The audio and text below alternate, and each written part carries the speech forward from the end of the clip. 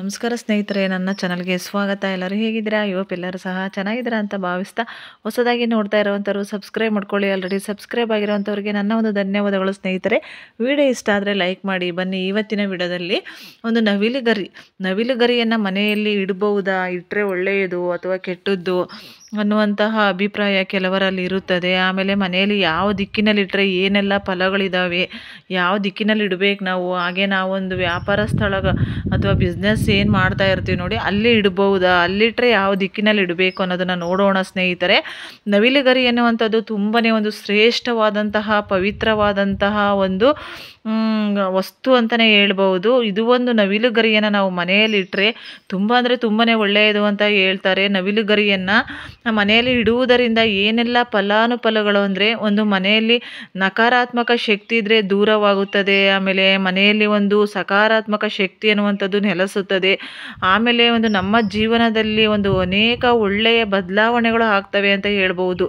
ಮನೆಯಲ್ಲಿ ವಾಸ್ತು ದೋಷಗಳು ನಿವಾರಣೆಯಾಗುತ್ತದೆ. ಇನ್ನು ಮಕ್ಕಳು ವಿದ್ಯಾಭ್ಯಾಸದಲ್ಲಿ ಏನಾದರೂ ಅಡೆತಡೆಗಳಿದ್ದರೆ, ಮಕ್ಕಳು ಕಾನ್ಸಂಟ್ರೇಷನ್ ಮಾಡ್ತಾ ಇಲ್ಲ ಒಂದು ಎಜುಕೇಷನ್ ಬಗ್ಗೆ, ಓದೋದ್ರ ಬಗ್ಗೆ ಅನ್ನುವಂಥರ ಇದ್ದರೆ, ಮಕ್ಕಳು ಓದುವಂತಹ ಕೊಠಡಿ ಅವ್ರದ್ದು ಸಪ್ರೇಟ್ ರೂಮ್ ಇದ್ದರೆ ರೂಮ್ ಒಳಗಡೆ ನವಿಲುಗರಿಯನ್ನು ಇಡಿ. ಅಥವಾ ಅವ್ರದ್ದು ರೂಮ್ ಇಲ್ಲಪ್ಪ, ಅವರು ಸಪ್ರೇಟ್ ಇಲ್ಲ, ನಮ್ಮದು ಚಿಕ್ಕ ಮನೆ ಅನ್ನುವಂಥದ್ದಾದರೆ ಅವರ ಒಂದು ಬ್ಯಾಗಿನಲ್ಲಿ ಒಂದು ನವಿಲುಗರಿಯನ್ನು ಇಡಿ. ಆಮೇಲೆ ಅವರ ಪುಸ್ತಕದಲ್ಲಿ ನವಿಲುಗರಿಯನ್ನು ಇಡಿ. ನಾವು ಚಿಕ್ಕವರಿದ್ದಾಗೆಲ್ಲ ನವಿಲುಗರಿಯನ್ನು ನಮ್ಮ ಒಂದು ಎಕ್ಸಸೈಜು ಬುಕ್ಗಳಲ್ಲೆಲ್ಲ ನಾವು ಸಹ ಒಂದು ನವಿಲುಗರಿಯನ್ನು ಇರಿಸ್ಕೊಳ್ತಿದ್ವಿ. ಅದು ಮರಿ ಮಾಡುತ್ತೆ, ಎರಡಾಗ್ತವೆ, ಈ ರೀತಿ ಎಲ್ಲ ನಾವು ಚಿಕ್ಕವರಿದ್ದಾಗ ಹೇಳ್ತಿದ್ದು ನೆನಪು ನನಗೆ. ತುಂಬಾ ಒಳ್ಳೆಯದು, ಮಕ್ಕಳ ವಿದ್ಯಾಭ್ಯಾಸ ಒಂದು ಚೆನ್ನಾಗಾಗುತ್ತದೆ ಈ ನವಿಲುಗರಿಯನ್ನು ಇಡುವುದರಿಂದ. ಮನೆಯಲ್ಲೇನಾದರೂ ಗಂಡ ಹೆಂಡತಿಯಲ್ಲಿ ಒಂದು ಜಗಳ ಅಥವಾ ಅನ್ಯೂನ್ಯತೆ ಇಲ್ಲ ಅಂತ ಅಂದರೆ, ನವಿಲುಗರಿಯನ್ನು ಅವರ ಒಂದು ಬೆಡ್ರೂಮ್ ಒಳಗಡೆ ಇಡುವುದರಿಂದ ಒಂದು ಅನ್ಯೂನ್ಯತೆ ಅನ್ನುವಂಥದ್ದು ಬೆಳೆಯುತ್ತದೆ ಅಂತ ಹೇಳ್ಬೋದು.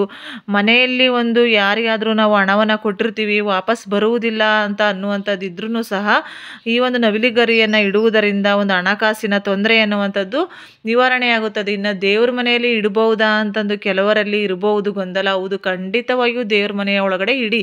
2ಕ್ಕಿಂತ ಜಾಸ್ತಿ ನವಿಲುಗರಿಯನ್ನು ಇಡಬೇಕು ಮನೆಯಲ್ಲಿ ಅಂತ ಹೇಳ್ತಾರೆ. 2ರ ಮೇಲೆ ಎಷ್ಟಾದರೂ ಇಡಬಹುದು. ನಾವು ನೋಡಿ ದೇವ್ರ ಮನೆಯ ಒಳಗಡೆ ನಾನು ಸಹ ತುಂಬ ವರ್ಷಗಳಿಂದ ನವಿಲುಗರಿಯನ್ನು ಇಟ್ಟು ಪೂಜೆಯನ್ನು ಮಾಡ್ತಾ ಇದ್ದೀನಿ. ಹಾಗಾಗಿಬಿಟ್ಟು ಇಡಬಹುದು, ದೇವ್ರ ಮನೆ ಒಳಗಡೆ ಇಟ್ಟರೆ ತುಂಬಾ ಒಳ್ಳೆಯದು. ಸಾಲದ ಸಮಸ್ಯೆ ಇದ್ದರೆ ಅಥವಾ ಹಣಕಾಸಿನ ಸಮಸ್ಯೆ ಇದ್ದರೆ ನಿವಾರಣೆಯಾಗುತ್ತದೆ.